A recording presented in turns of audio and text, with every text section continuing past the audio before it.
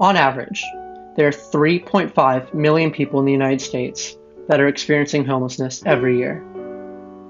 Out of those 3.5 million Americans, about 1.5 million of them are children.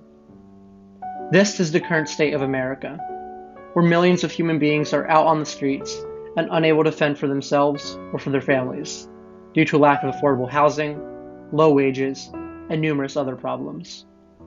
Why are the numbers so high? And why have they been so high for so long? Homelessness is arguably one of the largest problems in the United States today. It is not a new problem, but it has become so highlighted in recent years that it is impossible to ignore. 25% of Americans experience chronic homelessness, and 17% are mentally ill. In the past, there have been attempts to address the problem, such as the Community Mental Health Act of 1963, but these attempts have seldom been successful. The Church teaches us to tackle these tough issues through the lens of the Catholic social teaching. There are so many principles of Catholic social teaching, and nearly all of them can be applied to the issues of homelessness. One of the most important and arguably the most crucial principle of Catholic social teaching is that the life and dignity of the human person is respected. People who experience homelessness are depicted in such a dehumanizing way that it seems that many often forget that these people too are human. When something or someone is dehumanized, the effects are terrifying. Suddenly, there is a lack of care, a lack of empathy, and they are casted out of society. This should anger all people, especially those who call themselves Catholics. Another main principle of Catholic social teaching is that there must be an option for the poor and the vulnerable. One of the leading causes of homelessness today is the lack of a living wage. Today, the average minimum wage in the United States is barely over $7. This amount is nowhere close to where it needs to be in order to be considered as a living wage. We have read and seen so many stories about people who were unable to pay 1 month of rent and then were evicted with no backup plan and left with no support.